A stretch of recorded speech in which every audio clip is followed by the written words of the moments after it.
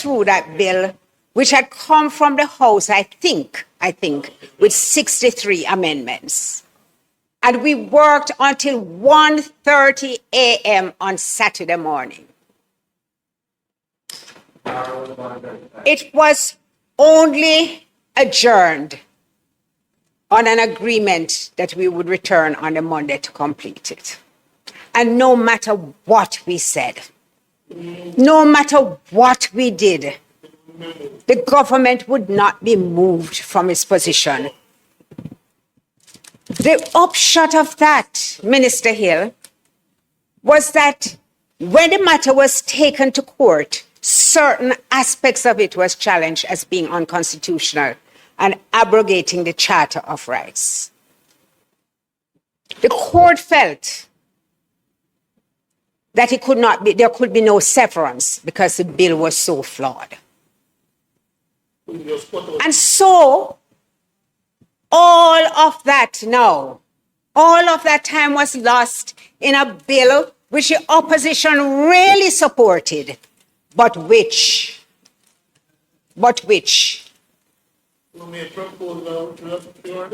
the government was so urgent that it couldn't wait at all. And it reminds me, NaRRa reminds me of NaRRa. Ask them where is the NIDS bill? Where is the NIDS bill? I'm going to come to it. NaRRa reminds me of NaRRa. Because when you look at it, you know, when you break down what the requests are, perhaps the most constant one is, why not a board?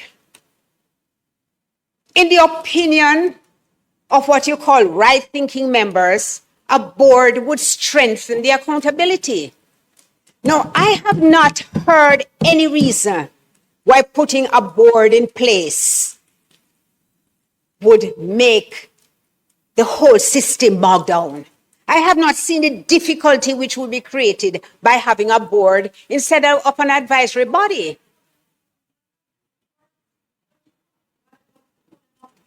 There is no point in explaining the difference. This is very unusual, but I have to call to the minister and ask her.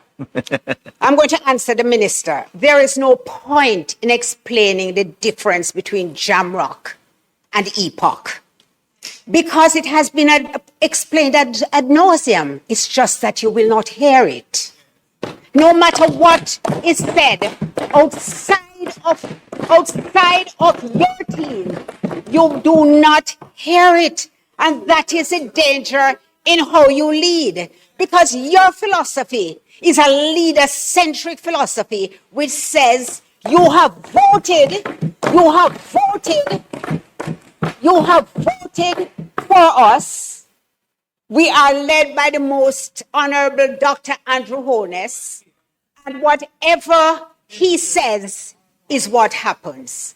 In other words, you have said on numerous occasions, including not so long ago, that you were elected to govern, and govern you will. There is never any space or place for the views of the people unless it's convenient for you to do it. And I will give you another example. When we were in this House debating the Firearms Act, and I pointed out some of the problems in that act. Yes. Because I'd been on the Joint Select Committee and I tried hard there. When we had the Director of Public Prosecutions, the Chief Justice, pointing out the challenges which were created by that piece of legislation, all we got was a promise to amend it. But you didn't listen. And you know why you didn't listen? Because if it comes from the opposition or somebody who is not a part of your cheering gallery, you never hear. Minister, it's so unusual to see you get hot under the collar.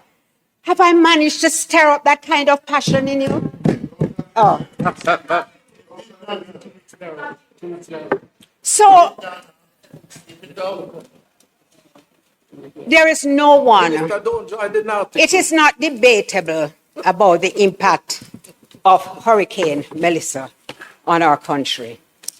The memorandum captures it quite clearly. The memorandum speaks to the fact that the devastation amounts to 56.7% of GDP as measured in 2024.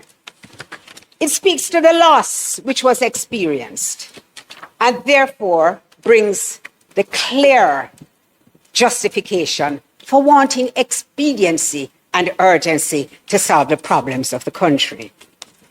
It says the hurricane traversed the island, resulting in catastrophic loss and damage to lives, livelihoods, and economic, social, cultural, and environmental systems. I scoured the bill.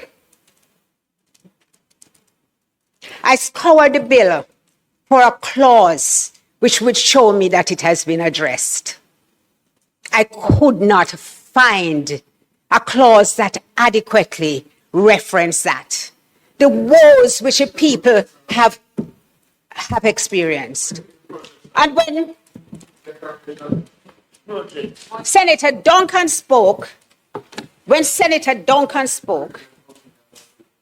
it became, I don't want to misquote him, and I made a note of it. The emphasis in your bill is on development and commercial activities. Well needed. There's no question about it. But where do the people factor in this? Because I'm going to pose a scenario. A spot in Westmoreland. I'm going to choose Petersfield because Petersfield is always on my mind now. Although I've never visited Petersfield, I do not know Petersfield. A beautiful piece of land on which families have lived for decades. Because in rural Jamaica, as you know, because of your land titling projects, which you have, people live on a piece of land forever. My grandfather did born here. Oh, Senator Abka is not here to hear me engage the vernacular. But grandfather did born here. Father did born here. Everybody, they can show generationally their connection to the land, but they do not have a piece of paper in their hand. A developer wants to do a development which falls within Section 25, a high-value tourism project. There is nothing in this bill that requires even those persons who are going to be dispossessed to know that they are going to be dispossessed. Because the notice is not given to anybody nor posted anywhere. The notice is only given to the authority, not to the people. And the bill has no mechanism for anybody to appeal anywhere. You see, you talk about the Canberra Earthquake Recovery Authority, but there were safeguards in that bill. But let's look at 17.4. I don't have a problem with saying that I'm wrong. So let me look at 17.4 as you have pointed out. So this was one of the amendments which was done to the bill, right? The authority shall, in developing and for monitoring the implementation of reconstruction and resilience projects, programs and plans, hold consultations with persons affected or likely to be affected by the implementation of a project. And I'm fully aware of this. I am also aware of, I'm making a slight departure. I'm also very much aware of your clause 3, which speaks to administration. And when establishing the National Reconstruction and Resilience Authority, at clause 3.2, the provisions of the schedule shall have effect as to the constitution and procedure of the authority and otherwise in relation thereto. There is no schedule. The only schedule to this bill is the schedule that appoints the CEO. There is no schedule that actually tells you about the constitution and the procedure of the CEO. None. The people who have suffered in the hurricane are not at the center of this legislation. What this legislation does, which you cannot see, but people are aware of it, is that all projects, it's a bypass of the regulatory bodies. Because you can simply, once it's over $15 million and it fits into 25, which is very, very broad, you can have your project pass through NaRRa. It says, it enumerates several areas, and it also says any other sector as a cabinet may determine where strategic opportunities arise that serve the reconstruction and economic resilience objectives of the Act. And it is silent on helping the people. Did you need a NaRRa to help the people from Westmoreland? Did you fail to help the people from Westmoreland because you had no NaRRa? You have people who have just been removed from shelters into surroundings which are far from adequate. You have people who live in a school hanging out their clothes on a line and indeed cohabit in the school because the school has become their home. And you even boast about the fact that, oh, it's family, they're all related, and also that they're related to some of the teachers. That is how you deal with people. That is how you handle people who are suffering. And then come to tell me that a strategic investment has people at the heart when for 6 months they are driving down in St. Elizabeth, and St. Elizabeth, they say, don't look any different from the hurricane. They are, because, you know why? You know why? Because we don't have NaRRa, and you don't have emergency procurement provisions, which your minister, because your minister Vaz did not know that he could have procured this Starlink under emergency procurement provisions. Because even though procurement is very challenging, there are ways. The law always creates a way for you to get it done. And your emergency procurement provisions could do it. But you have no real interest in the plight of the people. You have no real interest in the plight of the people. You can't be connected to the people because for one, when you drive on the road, you drive with flashing cars, so you don't even know what we experience when we sit in traffic. You only speak to people in your echo chamber. But let me continue, President. There is, one would have thought that after the dry harbor ruling, the government might have contemplated, even for a moment, whether they ran the risk of a similar fate as NIS. Whether they ran the possibility of having this piece of legislation overturned. Because that step in order,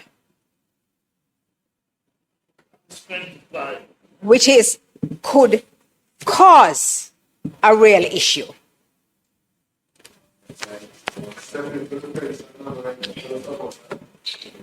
You see, the 3 justices in the Dry Harbor case established 4 constitutional requirements that must be satisfied before a minister can override the decision of an independent regulatory body. It said that firstly, there must be a sound and rational basis for substituting the minister's decision for that of the specialist regulatory body, and that basis must be demonstrable, not merely asserted. 2, the reasons must be explained to the public, to the affected people, and if necessary, to the court. Transparency of reasoning is not optional, it is constitutionally required. 3, the Constitution protects against likely harm, not just actual harm. Rights are engaged before the damage occurs. Just the door being opened to the harm is sufficient. And importantly, economic benefit claims and aspirational development goals must be supported by concrete evidence, feasibility studies, hard data, proper analysis, because generalized assertions do not satisfy constitutional requirements.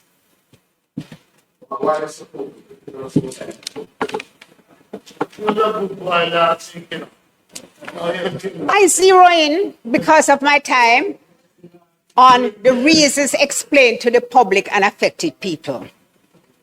There is no requirement in Section 24 to publish a step-in order. No gazette obligation. No notification to affected communities. No requirement to explain reasons to the public. The regulator gets a notification and an opportunity to make representations to the minister.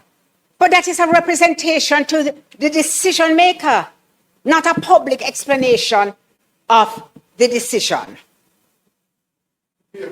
Section 24 does not require that reasons must be explained to the people, to the public, to the affected people. Now, I know exactly what the response will be. You know, after you sit down here for a while, you can actually write the scripts, you know, you just need to fill in some little spaces that you leave. Because this, you know, okay, this is what, and then now hit the opposition with something from way, way back, and you can write the scripts. But but let me say,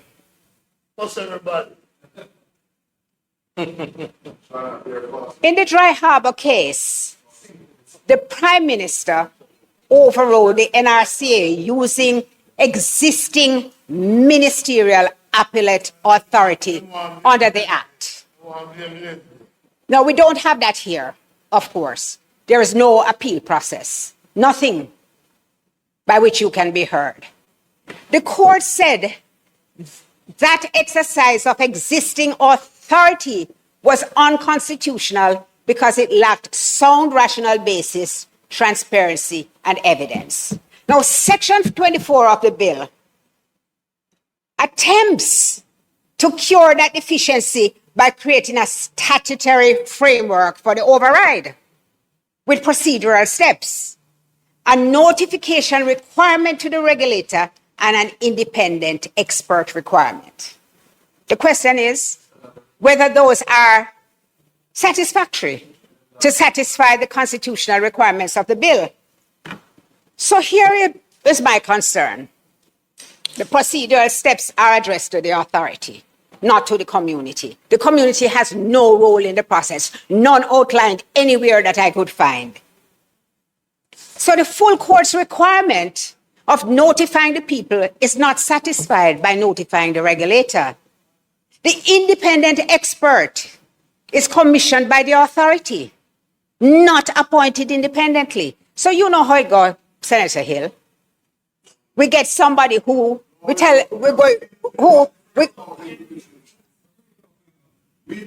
and I will discuss it privately. So you select somebody who you know will agree with what you're doing and will support what you're doing, and you ask them for their independent opinion. The only way that you could cure that is if you had a process by which the independent expert is not commissioned by the authority and is appointed independently. But you don't really want any level of accountability because you don't want the board. You want to rely on EPOC and to say Jamrock is going to have the same kind of credibility and integrity as EPOC, even though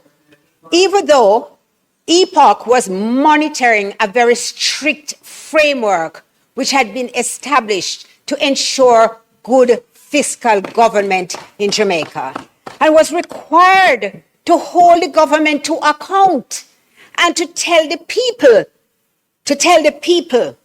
every week what was happening. It was not in the legislation, but it was done in an environment where there was not what your own members say is a low trust environment.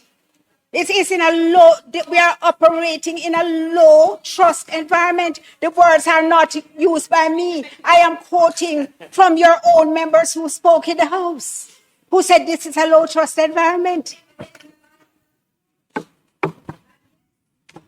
The people are listening. The people are listening, Minister. The people are listening. Senator Duncan, one word that you used, which was very important, was social consensus. And social consensus is transformative in achieving objectives. When you have the people on your side, everything changes. You had social consensus with EPOC. You had social consensus. Minister, I have two questions. Minister Dana Morris Dixon. I haven't seen in the bill is it contemplated that Jamrock will be established under Clause 7? Because that is so unclear, especially the language, which says the minister may establish a committee. With a bill of this magnitude, the most consequential bill which has come before the House in recent times, I shouldn't have to wonder how this oversight body on which you place so much reliance is going to be established. I know exactly.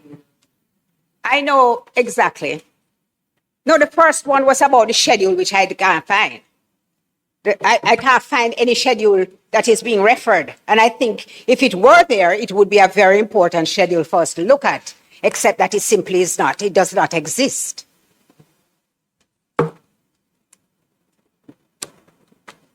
You know, last week too, when you spoke, Minister, I was very embarrassed by what you said about the Portmore municipality and the long wait that you had.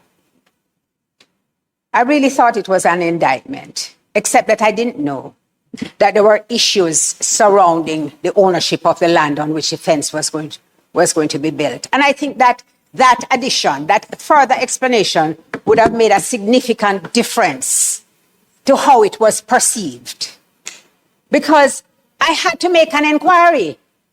When you hear a minister say that a fence which is needed for the security and the safety of the children has been delayed by a municipality for over 18 months, you must be concerned. Save and accept that there was a dispute over the ownership of the land, which prevented the municipality from giving the permission. That is critical. That is critical. If I am incorrect, then you must take it up with the media who carried a report about the NaRRa head situation. But when you're closing,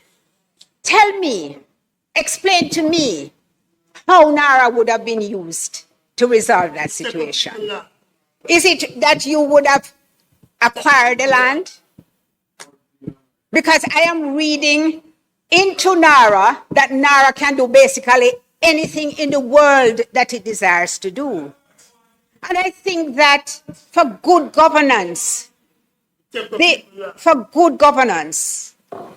you should just pause and consider whether that is in fact what you intend, or it's an unintended consequence of the way that you have framed and approached the legislation. I am quite clear that you tabled a bill which you had to withdraw. I didn't see, or you decided to withdraw. I didn't see that bill. So I am making no comments on it.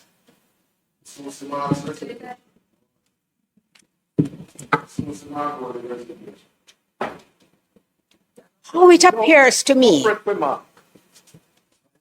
and my concern, because I value and put the people at the center of why I am here. You understand? I don't have to be here. Just like when you were talking about our dear departed friend, Leslie. He didn't have to be here. He didn't really get anything from being here, but he wanted to serve. And I want to say, we must focus on the people who have been hurt in Melissa. The same people who are still hanging out their clothes on borrowed lines. The same people who pass by their houses and see no roof because roof program done. The same people who can't drive on the road because Spark stops parking. The same people who you are telling to wait on NaRRa because NaRRa will deliver everything that they have ever hoped for. I want to see what you have in it for the people, and I want you to give me an explanation as to why November, December, January, February, March, April, May. And I will say that I have achieved what I thought was impossible. I have the minister quite animated. Not at all, you're always very controlled. But I'm glad that I was able to break that. Yes, I like it. I like it. Mr. President, as usual, as is quite clear, the concerns of the opposition will not be taken on board. But even worse in this instance, not one of the concerns of civil society who are now labeled People's National Party supporters simply because they are trying to build a Jamaica that is better, more resilient, has more integrity, more transparency, and more accountability. And this government is condemning them because they are doing their civic duty. If it pleases. Thank you very much.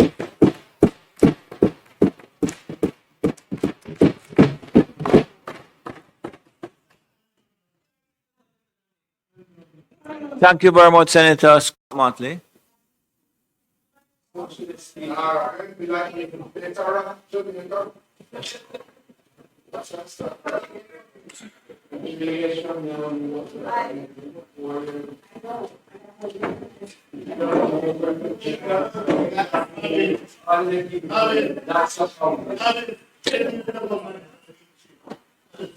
Senator Rose Bennett Cooper.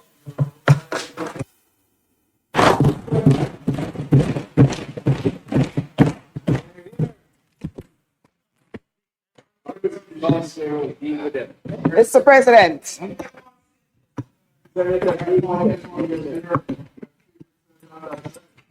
may it so please you, Mr. President. Mr. President, I considered long and hard how I would address the issue of NaRRa today, because there are many approaches that could be taken. And I have listened carefully all day to all that has been said. And I believe, Mr. President, that perhaps what I should do is to begin on a tone of lest we forget. Let us remember. Mr. President, there are moments in the life of a nation when leadership is tested not by convenience, but by crisis. These are moments when a country must decide whether it will merely recover or whether it will rise transformed. Hurricane Melissa has become a defining test of Jamaica's resilience, preparedness, and national resolve. And we seem to have forgotten what Melissa did. Long after the wind subsided and the flood waters receded, what remains are not simply damaged buildings and broken infrastructure. What remains are the faces of Jamaicans who are trying to make sense of loss. We have all seen the images. Let us not forget. Mothers beneath torn tarpaulins, as we call them in Jamaica, holding their children close as rainwater seeps into the ground beneath them. Fathers standing in silence where their homes once stood. Roof gone, walls broken, everything exposed. Let us not forget. Children staring at the remains of their school, their books ruined, their bags covered in mud, and their routines just completely shattered. We seem to have forgotten. Many of us, perhaps not all, have seen the images of entire communities being cut off. No roads, no bridges, no access. The only thing they have is uncertainty. Mr. President, these are not isolated tragedies. They are part of a national pattern that Jamaica has endured for generations. And yet, Mr. President, Hurricane Melissa has changed the scale of the conversation entirely. And that is a big part of what NaRRa is about. Let us not forget.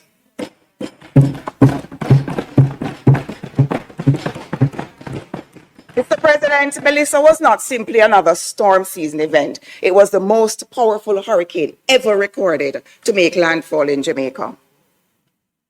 Planning Institute of Jamaica estimates that the damage and losses associated with the passage of the hurricane total around 1.952 trillion Jamaican dollars. That's 12.2 billion US dollars. And this figure, I believe it was said earlier, is equivalent to 56.7% of Jamaica's 2024 GDP.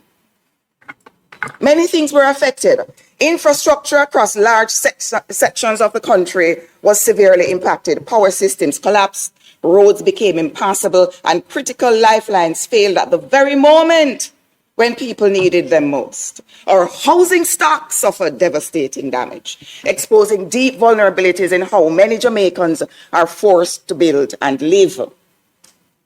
There were problems before that became exposed as a result of Hurricane Melissa, which is part of the reason why going forward, it cannot be business as usual. Agriculture was dealt a heavy blow, farmlands destroyed, livestock lost, and livelihoods wiped away in a matter of hours. Tourism, one of the pillars of our economy, was also significantly disrupted, Mr. President. Mr. President, this is why the response to Hurricane Melissa, it just simply cannot be business as usual. For too long, Jamaica has operated within a cycle of destruction followed by mere repair. And we rebuild what was there before, and we often rebuild in the same vulnerable places, and we often rebuild with the same weaknesses. And of course, we only suffer the same consequences when the next storm arrives. And that cycle must end. The reality, Mr. President, is that we are now living in a different climate era. Storms are becoming more intense. Rainfall events are becoming more destructive. Coastal vulnerability is increasing. The old assumptions no longer hold. Lest we forget, We cannot continue, you will be quiet. We cannot continue building for the climate of the past while ignoring the realities of the future. And so the question before us is larger than merely reconstruction. The question is whether Jamaica has the courage to transform. And it is in this context that I rise today in full and absolute and complete support of the National Reconstruction and Resilience Agency Act 2026. NaRRa is not simply a reconstruction agency. It is a national resilience framework designed to fundamentally transform how Jamaica plans, builds, develops, and protects its people in an era of increasing climate and disaster risk. Its purpose goes far beyond replacing damaged infrastructure. In essence, Mr. President, this bill is not simply about recovery. It is about national transformation. And it's about ensuring that no Jamaican family remains under tarpaulin month after month after month after there is a storm. It is about ensuring that no child loses their access to education because the school was not built to withstand severe weather. And it is about ensuring that vulnerable communities are not abandoned when roads fail, bridges collapse, or floodwaters rise. Mr. President, there are many Jamaicans listening to this debate who want reassurance that reconstruction will not come at the expense of democracy